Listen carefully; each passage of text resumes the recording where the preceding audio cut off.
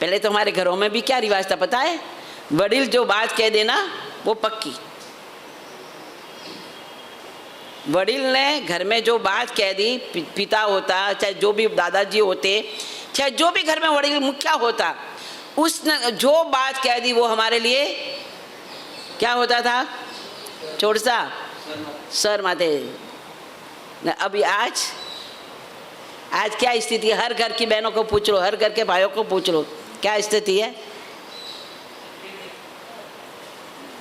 प्रेम सा कोई स्थिति है?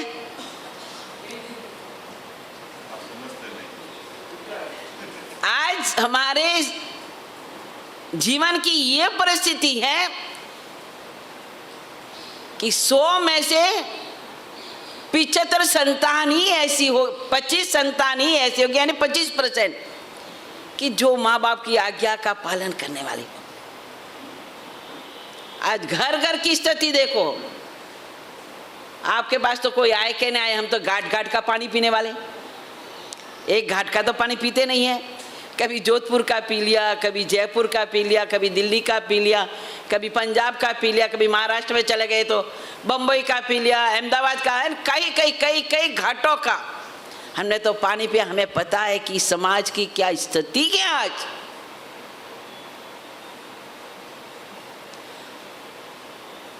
हर घर के वडीलों की आंखों में आंसू होते, हर घर के वडीलों की आंखों में आंसू होते।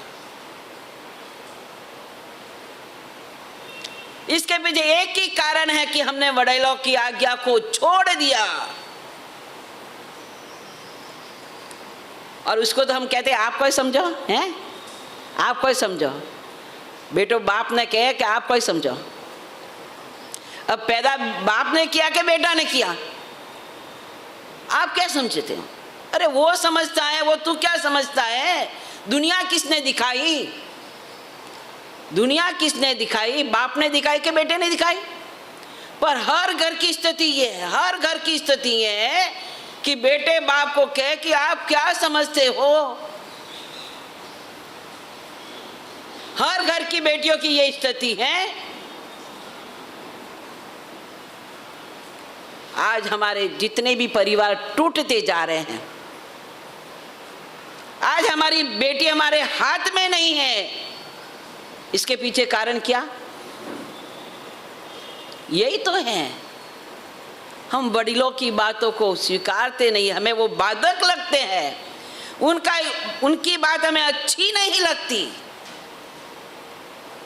हम उसको मानने के लिए तैयार नहीं। इसलिए आप अपने दिल पर हाथ लगा करके कहो कि आप सुखी हो के दुखी हो। बताओ, आप सुखी हो के दुखी हो?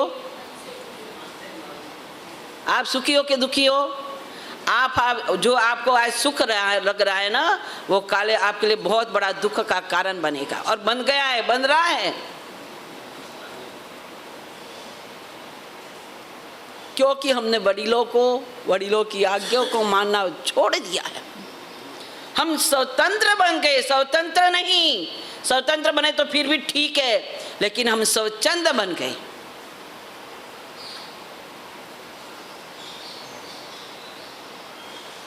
जीन तेरी आना सिर बहु, परमात्मा तेरी आज्ञा को मैं सिर पर धारण करता हूँ, सिर पर धारण करता हूँ।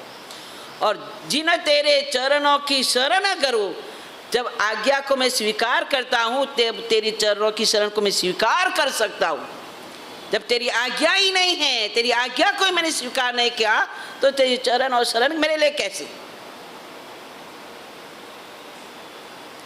परमात्मा गौतम स्वामी, देखो तो सही हमारे पूर्वजों को, उन महान आत्मा को ऐसे गौतम बन गया, ऐसे ही उसे लब्धियां मिल गई।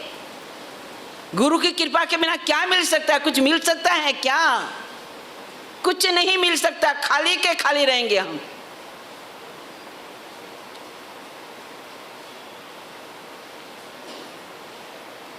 गौतम स्वामी आनंद श्रावक के घर गोचरी गए, और आनंद श्रावक ने पूछा, गुरुदेव मुझे ऐसा ऐसा ज्ञान हो गया है, इतने इतने प्रमाण में अवधि ज्ञान हुआ है। तो गौतम स्वामी ने कहा श्रावक को इतना ज्ञान होता नहीं, इतने प्रमाण वाला ज्ञान अवधि ज्ञान नहीं होता है, तो आनंद तो असत्य क्यों बोलता है? तो फिर आनंद ने कहा क्या सत्य भी असत्य हो जाता है क्या? अब गौतम स्वामी तो गोची लेकर के आए, परमात्मा के पास गए, गोचरी हाथ में है, परमात्मा के पास गए और जाकर के प्रभु को पूछा, प्रभु मैं आनंद के घर गोचरी गया था और आनंद ने मेरे को ये बात कही, तो परमात्मा क्या वो सत्य है?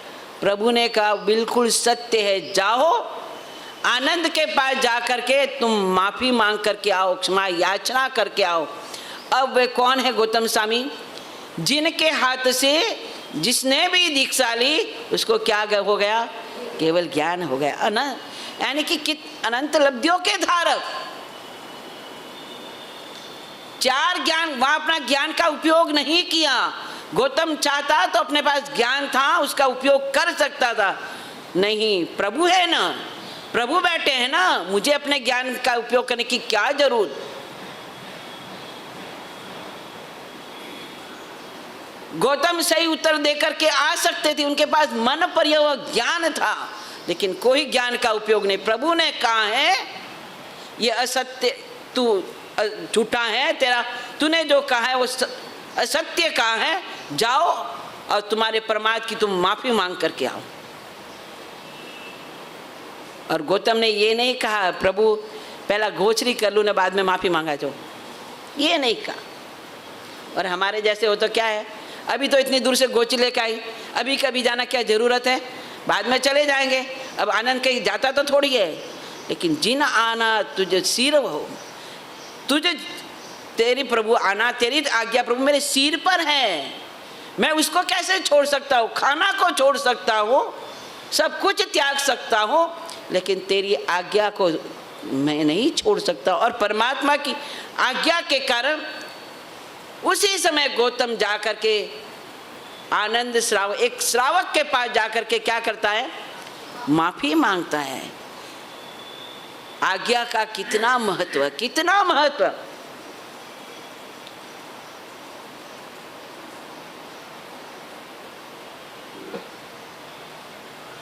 एक दिन का ये दीक्षा पर्याय वाला साधु, अभी उसने संयम ही लिया है, संयम ही लिया है, पहली ही रात्रि है, पहली ही रात्रि है।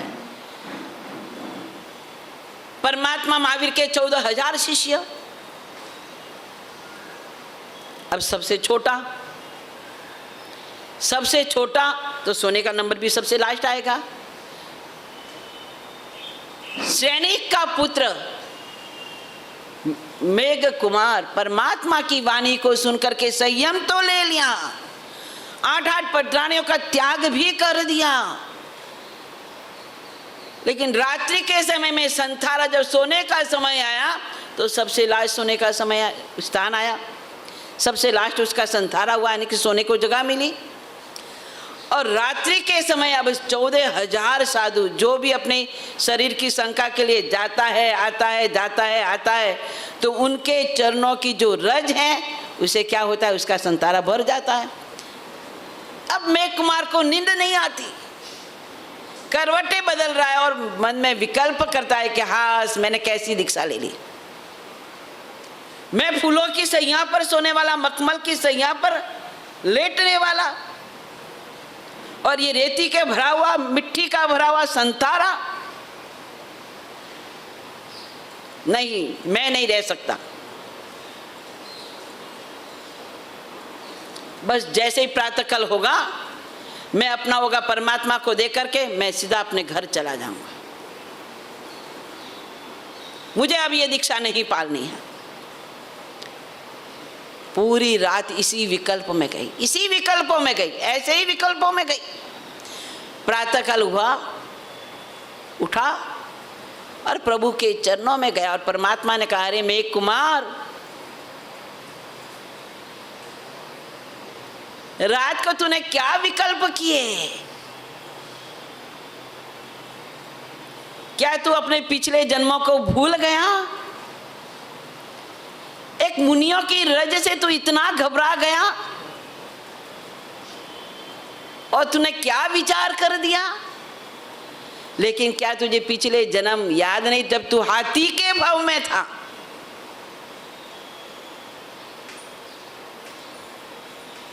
तो तूने कैसी कैसी वेदनाएं सहन करी? ये तेरा जीव दया का शुभ चिंतन कि इस कारण से हाथी के भाव को पूर्ण करके तू मेघ कुमार के भाव में पैदा हुआ और तुझे इन चारित्र धर्म मिला। और मुनियों की रज से तू घबरा गया। अपने पिछले जन्मों का वर्णन सुन करके, अपने पिछले जन्मों का, और मेघ कुमार एक ध्यान से चिंतन करता, अपने पिछले जन्मों को देखता है।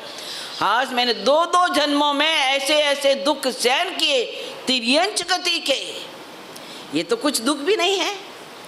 प्रभु मैं भूल गया प्रभु, मैंने अपने प्रमाद का सेवन किया है। प्रभु मैं अपने प्रमाद का त्याग करता हूँ और आज मैं आपकी आज्ञा को शिरोधार्य करता हूँ कि इस नेत्रों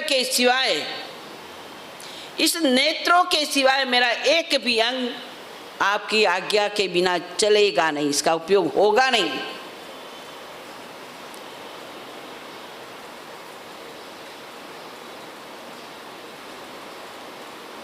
जिन्हें तेरी आन सिर वहो, हे परमात्मा तेरी आज्ञा को मैं सिर पर धारण करता हूं।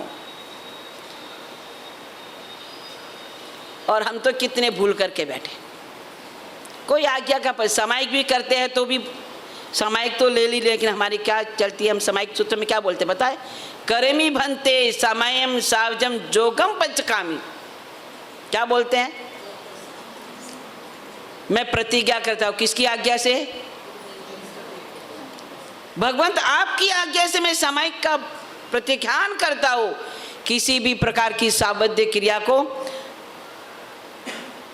करूंगी नहीं और करवाऊंगी नहीं। लेकिन सचमुच में हम परमात्मा की आज्ञा का पालन कर रहे हैं? सामायिक लेने के बाद करते हैं? नहीं कर रहे। क्या स्थिति होगी? परमात्मा ने यहाँ पर सामायिक का क्या बताया? सदा सदा सदा काल मैं तेरी आज्ञा का पालन करूंगा। स्वयं कलिकाल सर्वज्ञ हेमचंद्राचार्य वितराग स्तोत्र में लिखते हैं कि प्रभु कैसी भी परिस्थिति आ जाए, कैसा भी समय आ जाए, मैं सदा काल तेरी आज्ञा का पालन करूंगा और मैं कभी भी आश्रव का सेवन नहीं करूंगा। पता है आश्रव क्या होता है? आश्रव क्या होता है पता है आपको? जहां पर हमारे कर्मों का आना चालू होता है, जिस दरवाजे से हम अपने कर्मों को आमंत्रित देते हैं कि पधारिए पधारिए, वेलकम, आपका स्वागत है, वो हमारा आश्रव द्वार है। घर के अंदर अगर दरवाजा ना हो तो आपकी क्या स्थिति होती है? घर के अंदर दरवाजा ना हो, खिड़की ना हो, और दरवाजा खिड़की अगर है तो हमारे सारे खुले ही रहते हो तो क्या स्थिति होती है? घर सारा मिट्टी से भर जाता है। और इस मिट्टी को रोकने के लिए हम सारे घर के दरवाजे क्या करते हैं? बंद रखते हैं। कितने सावधान, कितने होशियार कि हम घर में मिट्टी ना आ जाए, उसके लिए हम घर के दरवाजा बंद रखते हैं। लेकिन मन में हमारे ये पाप रूपी वृत्तियों की मिट्टी, कर्म रूपी मिट्टी, वृत्तियों की मिट्टी जो सतत आती है, कभी हमने मन का दरवाजा बंद नहीं किया। कहने में तो हम करते आंबिल किया, मैंने कहने में तो हम कहेंगे हमने तो आंबिल किया, भाई आंबिल किया है, लेकिन हमारे आंबिल के समय क्या चलता है? नहीं, आज तूने दाल ढोकली नहीं बनाई, आज तूने खमन नहीं बनाए, ऐसा क्या खाना बना दिया? क्या वृत्ति, कैसी वृत्ति हमारी? कहने में तो हमने तो उपवास किया है, अरे कल पालने के अंदर मूंग बना देना, फलानी आइटमें बना देना, वो हमारे लिए तैयार करने में तो हमने क्या किया है? तप किया है। सिर तुझ आन वहु, परमात्मा तेरी आज्ञा को मैं सिर पर धारण करता हूँ, लेकिन आश्रम द्वार को तो मैं खुला ही रखूंगा। फिर कैसी आज्ञा, कैसी आज्ञा हमारी? जो 5 प्रकार के हमारे द्वार होते हैं, 5 प्रकार के, इंद्रिय का द्वार, अविरति का द्वार, कषाय का द्वार,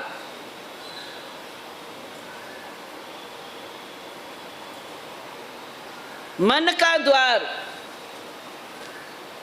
अविरति, कषाय, योग का द्वार और प्रमाद का द्वार। ये 5 द्वारों को तो हम खुला रखते हैं, बंद करने का नाम ही नहीं। इंद्रियों ने जो चाहा वही हमने मांगा, इंद्रियों ने जो चाहा वही हमने मांगा, आँख ने जो चाहा वही हमने देखा, कान ने जो अच्छा लगा वही हमने सुना, मुंह ने जो मांगा वही हमने उसको दिया, स्पर्श को अंदर जो अच्छा लगा वही हमने उसका सेवन किया। और परमात्मा की आज्ञा है कि तुम आश्रम द्वार को बंद करो। जैसे तुम्हारी इंद्रिय, एक एक इंद्रिय के कितने कितने, यानी 5 इंद्रिय के 23 विषय, 5 इंद्रिय के कितने विषय हैं? 23 विषय। 23 विषय हमारे पास रहते हैं, एक भी विषय पर हमारा कंट्रोल नहीं। न आँख पर कंट्रोल है, न नाक पर कंट्रोल है, न कान पर कंट्रोल है, न जिह्वा पर कंट्रोल है, न शरीर पर कंट्रोल है, कोई कंट्रोल नहीं।